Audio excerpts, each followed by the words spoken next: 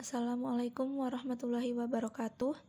Kami dari kelompok 7 kelas K1 S1 Akuntansi, mata kuliah Metodologi Penelitian Akuntansi dengan anggota Zainur Rifai dengan NPM 2010104026, Rohmatun dengan NPM 2010104029, Zarai Kanur Saputri dengan NPM 2010104041, dan Yeni Minatasari dengan NPM 2010104045.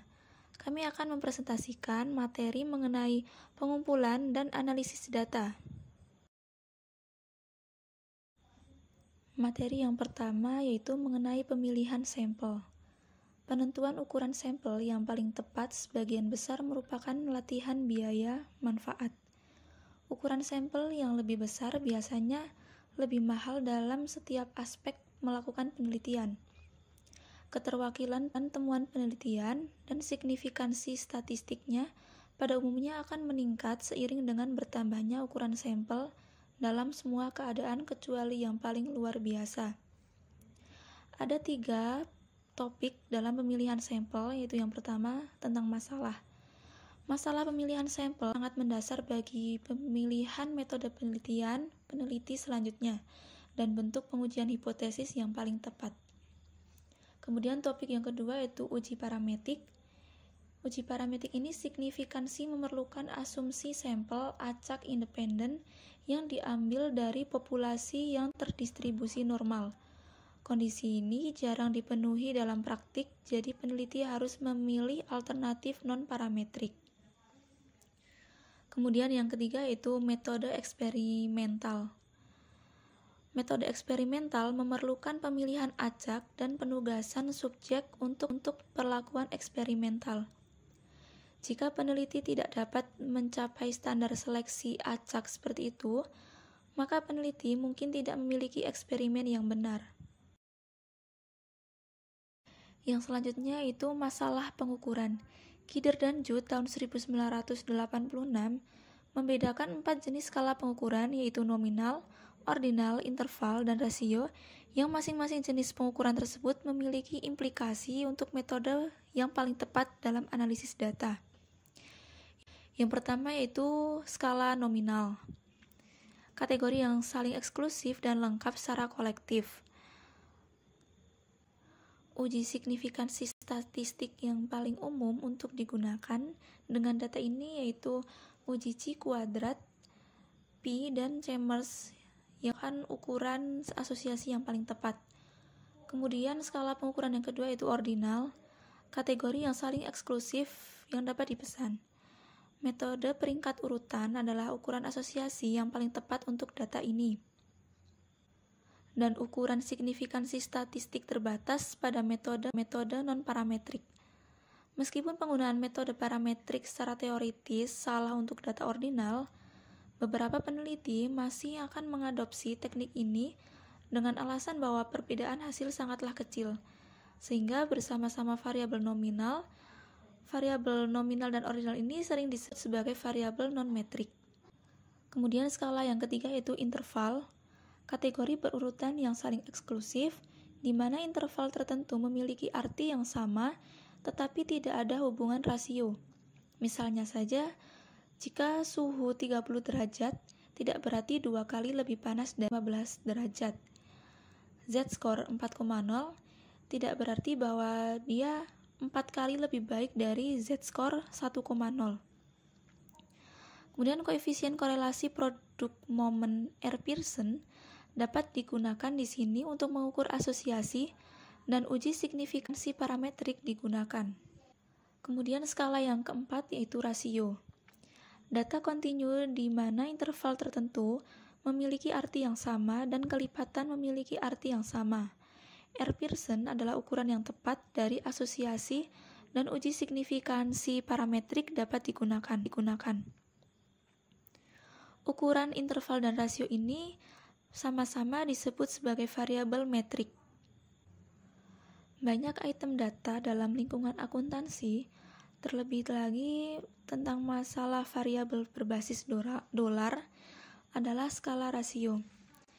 Namun, ada beberapa situasi di arena perilaku dan organisasi di mana data itu sangat kuat. Hal tersebut menyebabkan masalah dalam penelitian akuntansi, di mana ada campuran variabel dari tingkat pengukuran yang berbeda, yang menghalangi penggunaan teknik analisis yang optimal. Sehingga solusinya adalah dengan memperkecil variabel rasio, sehingga mereka kompatibel dengan variabel lain yang menarik, dan penerapan metode analisis non-parametrik dapat digunakan. Dalam ukuran tingkat ordinal, skala peringkat alternatif sering digunakan dalam literatur akuntansi, yaitu yang pertama linear, atau kadang-kadang sering disebut skala grafik, misalnya sangat setuju atau tidak setuju, dan menunjuk di antara ekstrim ini selama tidak diberi label secara verbal.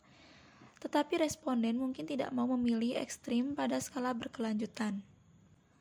Kemudian yang kedua yaitu diperinci, atau kadang-kadang disebut skala kategoris, seperti contoh poin A, tetapi dengan label untuk menunjukkan kategori berurutan tertentu, yaitu sangat setuju, setuju, netral, tidak setuju, sangat tidak setuju.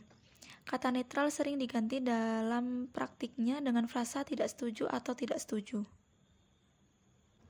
Kemudian yang ketiga yaitu komparatif. Itu tindakan meminta penilaian dibuat dengan mengacu pada tingkat kinerja tertentu dengan tujuan memberikan dasar komparatif. Kemudian beberapa item. Skala Likert adalah yang paling umum diadopsi pada skala peringkat ini. Skor numerik pada skala Likert memungkinkan item untuk mengukur konstruk yang sama untuk ditambahkan. Dalam melakukan hal itu, memfasilitasi penyelidikan dampak item, individu, dan subkelompok serta setiap kejadian multikolinearitas. Kemudian diferensial semantik mengikuti Osgood et al. Tahun 1957 yang mengembangkan perbedaan semantik untuk mengukur persepsi individu tentang arti istilah yang berbeda.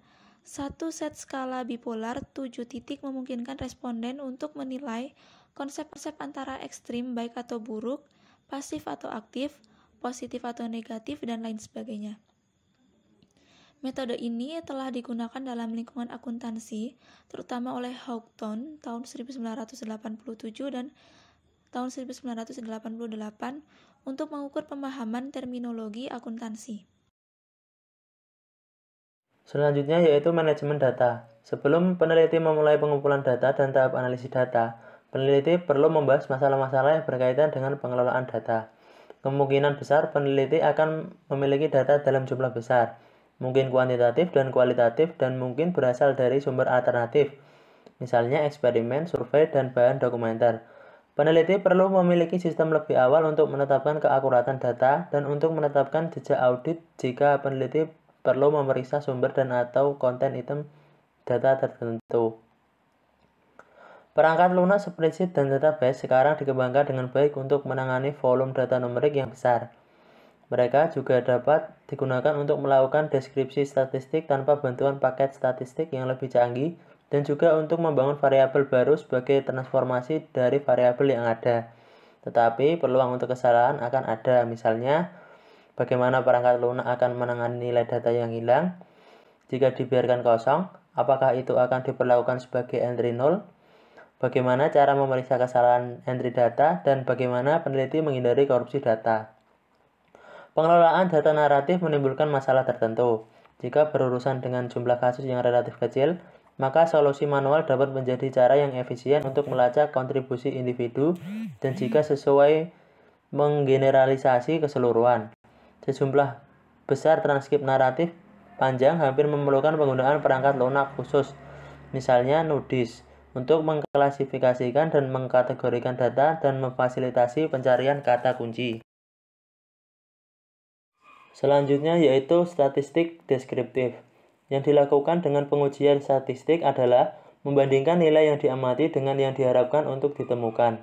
Jika variasi antara dua sampel lebih besar dari variasi dalam sampelnya, maka dilakukan pengamatan perbedaan yang signifikan secara statistik. Akan tetapi, jika variasi antar sampel kecil, maka kemungkinan sampel diambil dari populasi yang sama dengan pengamatan perbedaan bersifat acak. Klasifikasi uji statistik dibagi menjadi dua. Yang pertama, statistik parametrik. Mengharuskan data yang diambil dari distribusi normal, mulus, kurva simetris berbentuk lonceng, dan ditentukan dengan rata-rata dan ukuran standar deviasi. Yang kedua, statistik non-parametrik, menggambarkan hubungan frekuensi, peringkat, dan tanda-tanda panah. Selanjutnya yaitu tahapan prosedur pengujian statistik. Yang pertama, menyatakan hipotesis nol. Yang kedua, mengidentifikasi uji statistik yang tepat untuk ukuran dan sifat sampel serta skala pengukuran. Yang ketiga, memilih tingkat signifikasi, biasanya 5% atau 1%. Yang keempat, memilih uji statistik yang tepat. Yang kelima, membandingkan nilai variabel yang diamati dan diharapkan, lalu menguji perbedaannya. Yang keenam, mencari nilai kritis dari uji statistik untuk distribusi statistik yang sesuai dan jumlah derajat kebebasan, yaitu perbedaan ukuran sampel dan jumlah nilai koefisien yang digunakan untuk estimasi. Yang ketujuh, membandingkan uji statistik dengan nilai kritis, kemudian mengambil keputusan. Biasanya, jika uji statistik lebih besar dari nilai kritis, maka hipotesis nol dengan perbedaan yang tidak signifikan harus ditolak. Studi deskriptif sering mencatat proporsi sederhana, tabulasi silang, dan ukuran asosiasi. Bahkan tidak ada pengujian hipotesis formal atau pengembangan model. Pencatatan studi deskriptif. Yang pertama, proporsi yang diamati. Dapat menggunakan uji Z dari distribusi normal untuk menguji signifikansi proporsi yang diamati seperti gambar 4.1. Materi yang selanjutnya yaitu mengenai tabulasi silang. Tabulasi silang digunakan untuk menghasilkan matriks kontingensi yang mewakili alat analisis yang paling populer. Fokus pada sel-sel individu dari matriks memungkinkan kita untuk membandingkan frekuensi yang diamati dengan frekuensi yang kita harapkan untuk dilihat, jika tidak ada hubungan antara kategori atau hipotesis nol. Peneliti menggunakan uji Y kuadrat yang biasanya dengan tingkat signifikansi 5%. Pada gambar di samping, pada gambar 4.2, gambar tersebut merinci pelaksanaan pengujian dengan membandingkan jumlah perubahan kebijakan akuntansi yang diamati dan diharapkan. Karena statistik uji lebih besar dari nilai kritis, yaitu 9,988, lebih besar dari 3,84, maka peneliti dapat menolak hipotesis nol karena tidak ada hubungan antara pengelompokan auditor dan kejadian perubahan kebijakan akuntansi. Selanjutnya yaitu mengenai koefisien korelasi. Koefisien korelasi digunakan untuk mengetahui apakah ada hubungan nyata pada koefisien korelasi yang diamati. Perbedaan dalam sampel berarti, yang pertama yaitu sampel independen, sampel ini diambil dari populasi yang berbeda. Yang kedua yaitu kasus berpasangan. Sampel yang diambil tidak independen tetapi mewakili situasi sebelum dan sesudah yang melibatkan subjek yang sama. Uji T kasus berpasangan efektif mengontrol perbedaan individu antara subjek sehingga perbedaan yang diamati sepenuhnya disebabkan karena perlakuan dengan asumsi tidak ada efek sisa antara kedua kondisi. Yang ketiga yaitu alternatif non-parametrik. Pengambilan sampel tidak acak dan sampel yang dihasilkan akan berpotensi tidak representatif. Uji yang digunakan adalah sign test sebagai alternatif non-parametrik dan Mann-Whitney U-test atau jika memiliki sampel independen. Selanjutnya mengenai langkah-langkah asosiasi. Yang pertama yaitu koefisien korelasi Pearson. Matrik koefisien korelasi berguna untuk informasi yang diagnostik awal. Fungsinya adalah yang pertama menetapkan arah hubungan apapun yang seharusnya intuitif benar dan yang harus sesuai dengan variabel dalam persamaan regresi.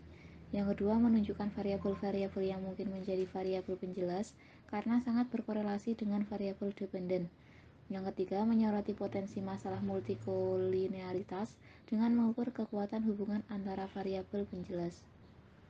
Kuadrat dari koefisien korelasi adalah koefisien determinasi yang menunjukkan persentase variasi dalam satu variabel yang dijelaskan oleh perubahan lain. Yang kedua yaitu koefisien Spearman.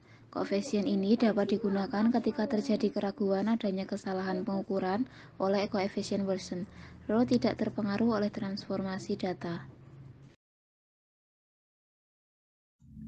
Berikut ini adalah ringkasan pengukuran asosiasi pada tabel 4.2.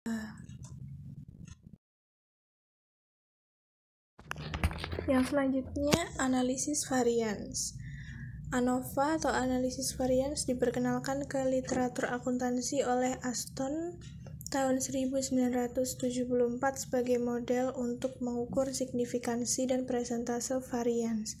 Dijelaskan oleh efek utama dari perawatan dan interaksi atau perawatan. Dikotomi data yang diperlukan untuk melakukan ANOVA mengurangi efek kesalahan pengukuran, tetapi dapat menyebabkan hilangnya informasi. Yang selanjutnya, bangunan model multivarians. Yang pertama ada analisis regresi. Analisis regresi memuat regresi kuadrat terkecil, yaitu hubungan kausal standar. Yang kedua, regresi kuadrat terkecil biasa dengan variabel dummy atau hubungan bersyarat sederhana. Yang selanjutnya ada regresi yang dimoderasi atau variabel moderasi. Yang selanjutnya analisis jalur atau regresi parsial untuk variabel intervening. Yang selanjutnya kedua, analisis regresi termoderasi. Persamaan regresi berganda normal, yaitu Y sama dengan alfa 0 ditambah beta 1 dikali X1 ditambah C2 dikali X2 ditambah E. Selanjutnya ada analisis regresi yang trimoderasi. Nah, yang nomor 3 ada permodelan persamaan struktural. Bolen dan Long tahun 93 menganggap permodelan persamaan struktural SEM sebagai klasifikasi payung yang mencakup analisis jalur, kuadrat terkecil parsial, dan variabel laten SEM masing-masing sebagai alternatif yang lebih disukai untuk regresi OLS dalam keadaan yang telah ditentukan. Yang selanjutnya, keempat, analisis diskriminan. Analisis diskriminan linear atau LDA dapat digunakan saat kelompok yang diidentifikasi jelas terpisah, variabel perjelas mendekati terdistribusi normal, lalu tidak ada multikolinearitas. Yang selanjutnya ada logit dan probit. Regresi logistik atau logit dan probabilistik atau probit tidak memerlukan asumsi restriktif, dan dengan demikian seringkali merupakan metode estimasi yang lebih tepat meskipun prediksi sedikit berpengaruh. Yang keenam, analisis varians multivarian MANOVA. MANOVA demikian sangat mirip dengan ANOVA dan beroperasi pada prinsip dasar yang sama, kecuali bahwa ia dapat menangani lebih dari satu variabel dependen. MANOVA mengevaluasi perbedaan antara mean multivarian atau centroid dari beberapa populasi pada hipotesis nol kesetaraan.